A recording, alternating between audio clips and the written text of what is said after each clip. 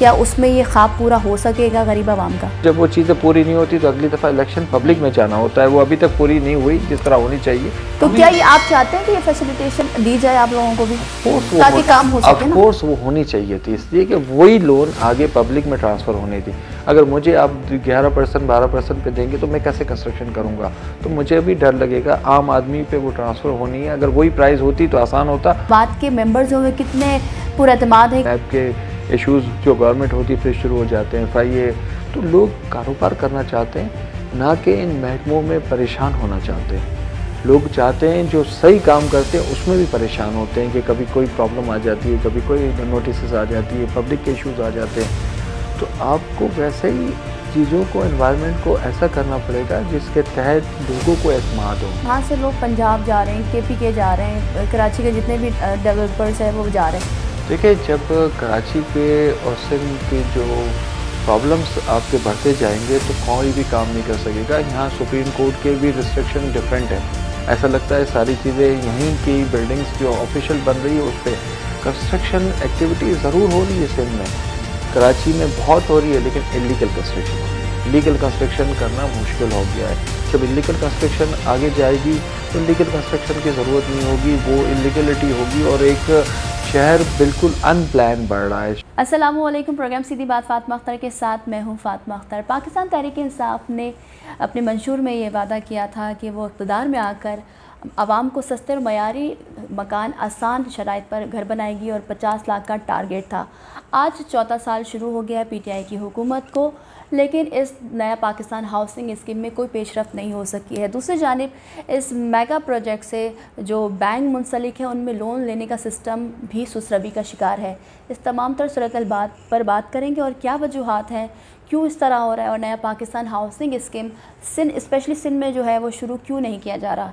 तमाम तर सूरत पर बात करने के लिए मुझे ज्वाइन किए हैं 5वीं बार मुंतखब होने वाले चेयरमैन आबाद मोहसिन शेखानी साहब। अस्सलाम वालेकुम, बहुत शुक्रिया आपके वक्त का। सबसे पहले मुकदमा न्यूज़ की जानिब से आपको मुबारकबाद पेश करते हैं कि आप 5वीं बार मुंतखब हुए हैं। मुझे सबसे पहले बताइएगा, जो नया पाकिस्तान हाउसिंग स्कीम है, दरअसल ये एक मगरबी तर्ज का एक मॉर्गेज सिस्टम है।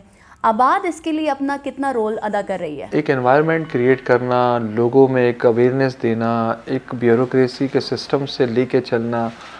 आप सोचिए, प्राइम मिनिस्टर कंटिन्यू मीटिंग करना, एवरी वीक उसको फॉलोअप करना, और ये सिस्टम को, मतलब एक ब्यूरोक्रेसी और सारी चीज़ें जिस तरह चल रही है तो वो बहुत डिफ़िकल्ट होता है कि चीज़ों को लेके चलना। लेकिन मैं समझता हूँ कि चीज़ें स्टार्ट हो गई है। देखिए, इससे पहले कभी भी फाइनेंस बैंकों का इन्वॉल्वमेंट नहीं था। आज बैंक रेडी बैठे हुए हैं। बैंक को 5% पोर्टफोलियो उसका फिक्स कर दिया है कि वो आपकी हाउसिंग या कंस्ट्रक्शन इंडस्ट्री को देना है। बेसिकली हाउसिंग में भी कंस्ट्रक्शन जो होनी है उसको देना है। लेकिन बैंकों का भी इश्यूज़ आ रहे हैं। बैंक अपने आप को, जब रिस्ट्रिक्शन होती है तो वो कोशिश करते हैं कि हम उसको लोन दे दें जिनकी पहले क्रेडिट हिस्ट्री है। जैसे बड़े ग्रुप्स हमारे हैं जिनके स्टॉक्स के हवाले से क्रेडिट हिस्ट्री है, जो कंस्ट्रक्शन में है, इंडस्ट्री के हवाले से जो लोग हैं उनकी क्रेडिट हिस्ट्री है।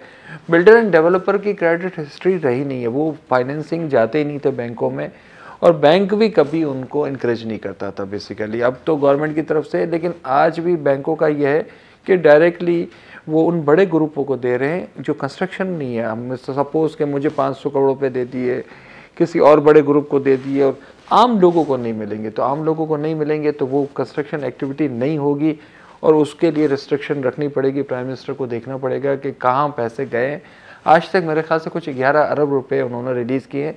365 अरब रुपए का ये टारगेट है जो इस इंडस्ट्री में आना था, तो वो अभी तक आया नहीं है।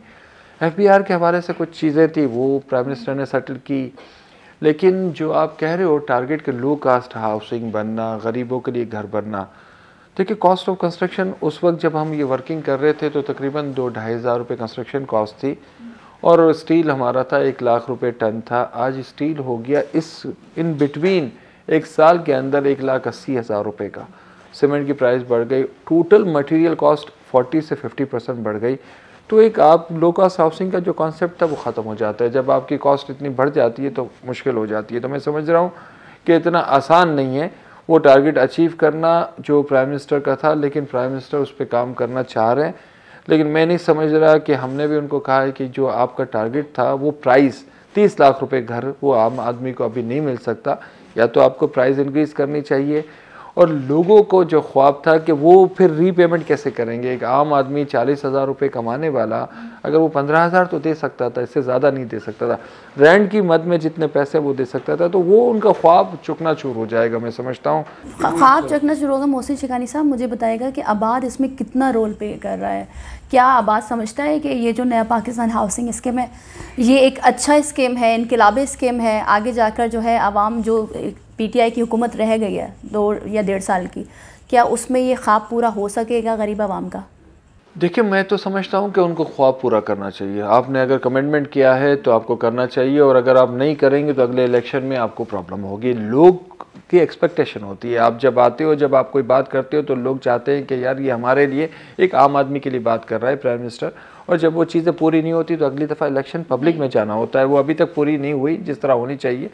और मैं समझता हूँ कि हाँ, आबाद का रोल है। आबाद ने पहले दफ़ा आबाद ही ने ये प्रपोजल्स दिए थे। आबाद उन पूरी टीम के साथ काम भी कर रहा है, लेकिन जहाँ चीज़ें हमें लगती है कि नहीं हो रही वहाँ हम बताते हैं। देखिए, प्राइवेट सेक्टर को उनको आगे लाने की ज़रूरत है, मज़ीद आगे लाने की, उन पे एतमाद करने की ज़रूरत है। उनको कहना है कि आप ये करके लाओ। जब आप प्राइवेट सेक्टर को कहेंगे वो करके लाए तो क्या आबाद को भी इस तरह से कहा नहीं गया है हुकूमत की जानिब से? या जो ये प्रोजेक्ट्स देख रहे हैं, इमरान खान साहब ने खुद ये कहा नहीं है कि जो है बिल्डर्स हैं वो मिलकर जो है तमाम पाकिस्तान के बिल्डर्स मिलकर आगे आएँ और काम करें? क्या भरपूर ताउन नहीं किया जा रहा बिल्डर्स के साथ हुकूमत का? भरपूर ताउन का नहीं होता, पॉलिसीज़ की बात होती है। देखिए, जब हम बैठे होते हैं तो एक ब्यूरोक्रेसी एक स्टेप्स आगे बैठे होते हैं, मिनिस्टर साहब बैठे होते हैं, सारी कैबिनेट बैठी होती है, वो लोग काम कर रहे होते हैं, तो उनका एक अपना पॉइंट ऑफ व्यू होता है। जब बिज़नेस कम्युनिटी बैठी होती है वो अपना पॉइंट ऑफ व्यू दे रही होती है। जब अपना पॉइंट ऑफ व्यू दे रही है तो 20 लोगों में 2 आदमियों का हमारा इनपुट होता है, तो उस इनपुट को वो अपने हालात के हिसाब से चीज़ें देखनी है। फाइनेंस मिनिस्टर ने फाइनेंस के हवाले से चीज़ें देखनी होती है, और उनको किस तरीके से अपने मुल्क को चलाना, या टैक्सेस क्या लेने हैं। हम कहते हैं जहाँ टैक्सेस कम कर देते वहाँ उनको इश्यूज़ आ जाते हैं, सुप्रीम कोर्ट के इश्यूज़ आ जाते हैं, कहीं कोर्टों के इश्यूज़ आ जाते हैं, कहीं आपके प्रोविंशियल गवर्नमेंट के इश्यूज़ आ जाते हैं। इसलिए आ जाते हैं कि 18 अमेंडमेंट के बाद ये प्रोविंशियल सब्जेक्ट है, ये फेडरल सब्जेक्ट नहीं। फेडरल सब्जेक्ट में तो पॉलिसीज़ आ सकती है, फेडरल सब्जेक्ट में CTA आ सकता है, फेडरल सब्जेक्ट में आपके सुप्रीम कोर्ट्स आ सकते हैं और बैंक्स आ सकते हैं, तो वहाँ वो पॉलिसीज़ दे सकते हैं। लेकिन जब आपका प्रोविंशियल सब्जेक्ट आता है तो फिर काफ़ी चीज़ें एक्टिव। तो ताउन उस तरह से नहीं किया जा रहा जिस तरह से तेज़ कामी हो सकता था। जाहिर सी बात है हुकूमत जाने वाली है, तकरीबन हम देख रहे हैं कि इलेक्शन करीब है। डेफिनेटली इलेक्शन करीब है, 3 साल मेजर हिस्सा हुकूमत का टाइम पास हो गया है, 2 साल रहेंगे, और प्रोजेक्ट कोई भी ऐसा नहीं होता जो 2 साल के अंदर कंप्लीट हो जाए। इसको प्रोजेक्ट बनने के लिए टाइम लगता है, तो 2 साल से ज़्यादा लगता है। लोगों को भी एक डर है कि ऐसा ना हो कि कल कोई नैब की केसेस हो, कल कोई FI की केसेस हो, गवर्नमेंट के काम करने से लोग डर रहे हैं, पॉलिसीज़ ऐसी हैं, तो उस वजह से हम लोग भी अवॉइड करते हैं कि एक गवर्नमेंट के प्रोजेक्ट में जाना, खड़ा रहना, कहीं कल ऐसा ना हो कि केसेस शुरू हो जाए। पहले ही ऐसा होता रहा है, और ये चीज़ें अगर दोबारा हुई और गवर्नमेंट चेंज हुई तो आपको पता है कि ये पूरा सिस्टम ही हमारा इस तरीके से, तो हम बहुत अवॉइड कर रहे हैं कि उस तरीके से जैसे डेवलपर्स और बिल्डर्स को आना चाहिए वो नहीं आ रहे। इसलिए कि हमें क्या वजह है? नैब की वजह होती है, इसकी FI की वजह होती है, इसकी इंक्वायरीज़ की वजह होती है, बैंक के पैसे हम ले लें और अगर प्रोजेक्ट पूरा ना होगा तो हम लोग कहाँ जाएंगे। मोहसिन शिकानी साहब, मैं आपसे ये जानना चाहूँगी, जिस तरह आप कह रहे हैं कि तहफ़्फ़ुज़ात हैं और आबाद जो है ख़ुद सोच समझ के सारे तमाम तर मामलात में इस नया पाकिस्तान हाउस स्कीम में काम करने का सोच रहा है, और ज़ाहिर से बात है 3.5 साल या 14 साल शुरू हो गया इस हुकूमत को। क्या बैंक आप लोगों को, बिल्डर्स को इस स्कीम के लिए लोन प्रोवाइड करेगा? देखिए, लोन तो मिलना आवाम को है, बेसिकली आम आदमी को मिलना है। आम आदमी को इंसेंटिव है जो 5% का और 7% का, एक आम आदमी के लिए। बिल्डर्स एंड डेवलपर्स के लिए वो फैसिलिटीज़ नहीं है। तो क्या ये आप चाहते हैं कि ये फैसिलिटेशन दी जाए आप लोगों को भी, ताकि काम हो सके ना? वो होनी चाहिए थी, इसलिए कि वही लोन आगे पब्लिक में ट्रांसफ़र होनी थी। अगर मुझे आप 11% 12% पे देंगे तो मैं कैसे कंस्ट्रक्शन करूँगा, तो मुझे भी डर लगेगा। आम आदमी पे वो ट्रांसफ़र होनी है। अगर वही प्राइस होती तो आसान होता, और बैंक बग़ैर क्रेडिट हिस्ट्री देखे किसी को भी लोन नहीं दे रहा। अगर क्रेडिट हिस्ट्री आप उसकी चेक करने जाएंगे तो डेवलपर की क्रेडिट हिस्ट्री इससे पहले थी नहीं, तो आपको बाकायदा वर्कआउट करना पड़ेगा कि कौन से प्रोजेक्ट बन रहे हैं, किसने कितने प्रोजेक्ट बनाए, और हम किस तरह बैंकों को, एक कमर्शियल्स बैंक है सारे, उस तरीके से कंस्ट्रक्शन का कोई इतना तजर्बा नहीं है और अच्छा भी तजर्बा नहीं है। तो उस वजह से बैंक भी डरते हैं। तो लेकिन पॉलिसीज़ ऐसी होनी चाहिए कि बैंकों को आगे बढ़ के जो कंस्ट्रक्शन प्रोजेक्ट बन रहे हैं, जो अप्रूव हो रहे हैं, उसमें उनको जाना चाहिए। आबाद के मेंबर समझते हैं कि ये प्रोजेक्ट जो है ना पाकिस्तान, उसके हवाले से आबाद ने कोई प्रेजेंटेशन दी उनको कि अगर हमारे पास कुछ भी फैसिलिटेशन मिल जाती है तो क्या वो काम होगा, और आबाद के मेंबर्स जो है कितने पुरएतमाद हैं। मगर मेंबर्स क्या कहते हैं, क्या मेंबर्स काम करना चाहते हैं इस स्कीम में? मेंबर काम करना चाहते हैं, लेकिन इसलिए लोग उसमें थोड़ा सा डरते हैं कि ऐसा ना हो कि कल पॉलिटिकल इश्यूज बन जाएं। कल अगर पीटीआई की गवर्नमेंट नहीं होगी तो फिर कौन सी गवर्नमेंट होगी, और फिर आपको पता है कि नैब के इश्यूज जो गवर्नमेंट होती है फिर शुरू हो जाते हैं, FIA। तो लोग कारोबार करना चाहते हैं, ना कि इन महकमों में परेशान होना चाहते हैं। लोग चाहते हैं जो सही काम करते हैं उसमें भी परेशान होते हैं कि कभी कोई प्रॉब्लम आ जाती है, कभी कोई नोटिस आ जाती है, पब्लिक के इश्यूज आ जाते हैं।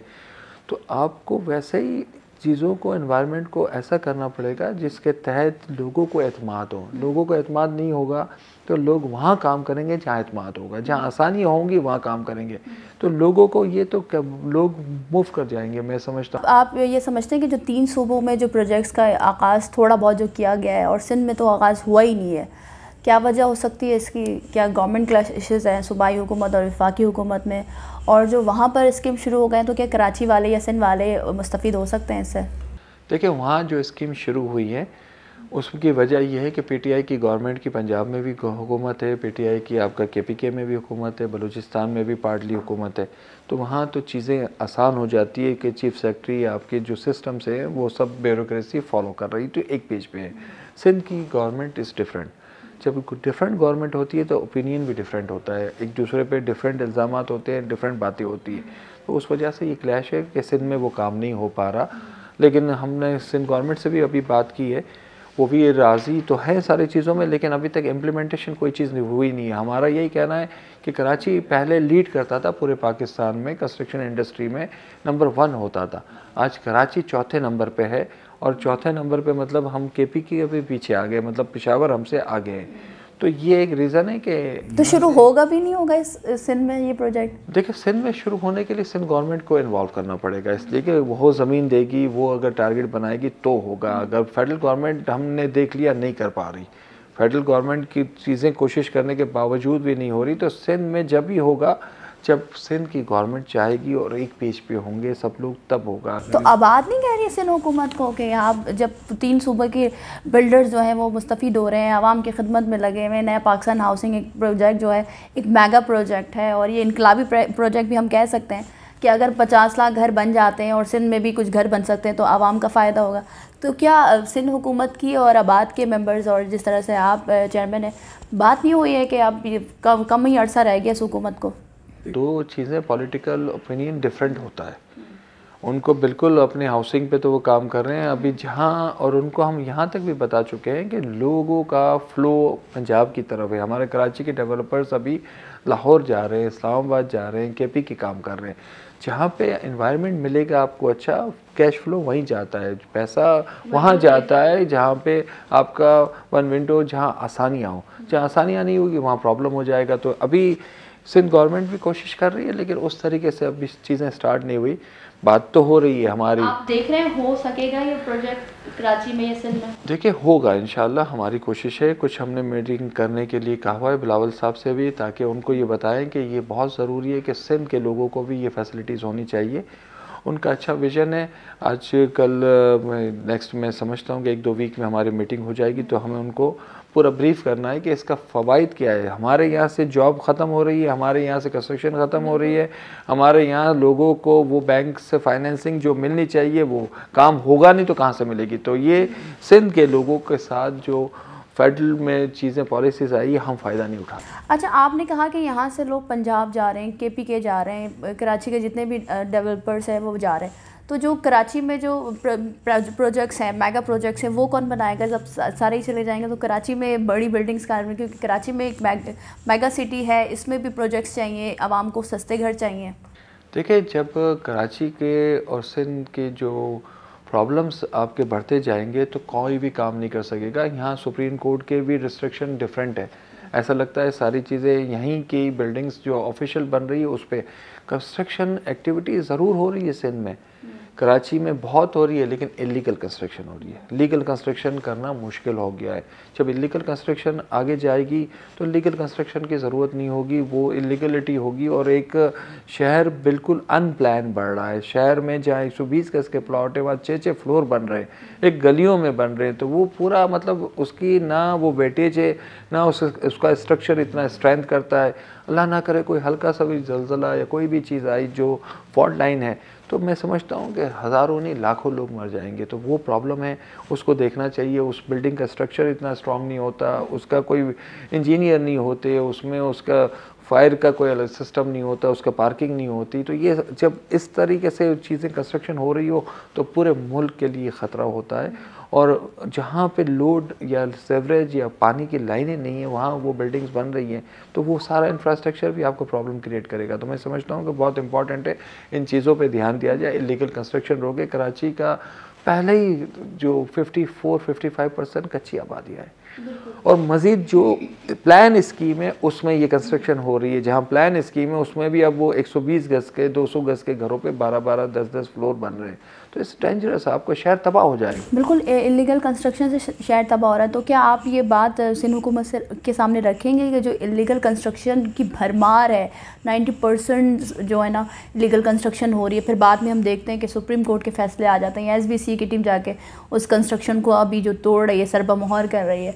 तो क्या ये बात आबाद के लिए कितनी इंपॉर्टेंट है और ये आबाद जो है इसके लिए आवाज़ उठाएगी सिंध हुकूमत के सामने, और 12 उठा चुकी है? देखिए, बार बार बात हो रही है और सिंध के जो बड़े जो है मिनिस्टर्स वगैरह सब इसके ख़िलाफ़ है, लेकिन फिर भी रोक नहीं पा रहे। आप समझिए, आपने डिपार्टमेंट ख़त्म कर दिया ना, डिपार्टमेंट के बगैर चीज़ें नहीं हो सकती।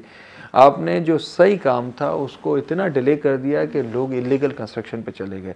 तो पॉलिसीज़ चेंज करने की ज़रूरत है। जो ऑफिशियल काम है उसको आसानी दे, उसको फ़ौरन करे। जब ऑफिशियल काम नहीं करेंगे तो इलीगल। इदारों का कितना इसमें इन्वॉल्वमेंट है इलीगल का? 100% इदारों का इन्वॉल्व है। हमारे सिंध बिल्डिंग कंट्रोल, हमारे म्यूनसिपल जितने इदारे नीचे के वो इन्वॉल्व होते हैं। हमारे उनको इलेक्ट्रिक भी मिलती है, उनको गैस भी मिलती है। हमारी पुलिस जितनी लोकल नीचे वाली होती है वो सब के कंट्रोल में होते हैं। इसलिए कि उसके बगैर तो एक आप बिल्डिंग खड़ी नहीं कर सकते। आप जाएंगे अपने प्लॉट पे तो सबसे पहले वो आ जाएंगे कि भाई कौन हो, अपने कागज़ दीजिए, अपनी चीज़ें दीजिए। तो ये उनके मिले बगैर हो ही नहीं सकता। लेकिन इसकी ज़िम्मेदारी बिल्डिंग कंट्रोल पे और अल्टीमेटली ज़िम्मेदारी हमारे चीफ मिनिस्टर पे और चीफ सेक्रेटरी पे आती है। वो हेड ऑफ़ द डिपार्टमेंट है, उनको वो पॉलिसीज़ करनी है। और वो अगर नहीं कर सकते तो मैं समझता हूँ कि फिर तो आउट ऑफ कंट्रोल है आपके। आपको चीज़ों को, अगर आप अपनी चीज़ें कंट्रोल नहीं कर सकते, आप अपनी इलीगल कंस्ट्रक्शन नहीं रोक सकते, तो इसका मतलब फेलियर है, आपका कंट्रोल ही नहीं है। तो ये तो नुकसान होगा शहर को। अगर खुदा न खास्ता ये प्रोजेक्ट नहीं हो पाता है तो क्या कोई लो हाउसिंग स्कीम स्टार्ट कर सकती है? आबाद के मेंबर्स कुछ इस तरह प्लान कर सकती हैं सिंध हुकूमत के साथ मुंसलिक होकर, अगर नया पाकिस्तान नहीं शुरू होता है तो खुदा न खास्ता? देखिए, हम तो पुराना कोशिश कर रहे हैं, लेकिन पॉलिसीज़ आनी बहुत इंपॉर्टेंट होती है। जब आपके पास प्रोविंशियल गवर्नमेंट पॉलिसीज़ नहीं होगी तो नहीं शुरू कर सकेंगे आप। इसलिए कि लो कास्ट हाउसिंग का जो मार्जिन और चीज़ें होती है बहुत कम होती है, उसको कम कीमत में देना पड़ता है। कॉस्ट ऑफ कंस्ट्रक्शन जब बढ़ जाती है तो वो ऐसा ना हो कि रिस्क फैक्टर ज़्यादा आ जाते हैं। 101% ना, जब महंगाई, तो यही हम आपको कह रहे हैं कि 80,000 रुपये टन स्टील की प्राइस बढ़ गई है लास्ट 1 साल में। तो आपकी कॉस्ट कंस्ट्रक्शन बढ़ जाएगी। तो अगर मैंने आपको 30 लाख का घर दिया है और वो मेरी कॉस्ट 32 लाख रुपये आएगी तो मैं नहीं बना सकूँगा। तो एक नया प्रॉब्लम पेंडोरा बॉक्स खुल जाएगा। तो आदमी कहता है मैं क्यों रिस्क लूँ, कहाँ मैं अच्छा काम करने जा रहा हूँ और बाद में मेरे लिए प्रॉब्लम हो जाए। तो हमें उस एनवायरनमेंट को हमने इनको बताया है और वो प्रपोज़ल भी दे रहे हैं कि आपको कंस्ट्रक्शन, लो कास्ट हाउसिंग के लिए कंस्ट्रक्शन कॉस्ट को फिक्स करना पड़ेगा और उसी कॉस्ट में आपको स्टील सर या 2 साल के प्रोजेक्ट, दिन में नहीं होता कि आज आपने बाई कर लिया और ख़त्म हो गया। ये तो डेली बेसिस पे आपने कंस्ट्रक्शन एक्टिविटीज़ जारी रखनी है।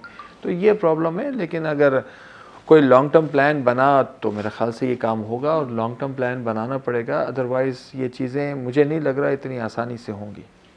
जिस तरह से आपने तमाम तरह गुफ्तगू की, आप मुझे बताएं कि आबाद को इस वक्त क्या चैलेंजेस हैं जो आबाद फेस कर रहा है? देखिए, आबाद के मेंबर्स को जो चैलेंजेस हैं, सबसे ज़्यादा इश्यूज़ हमारे अप्रूवल्स का आता है।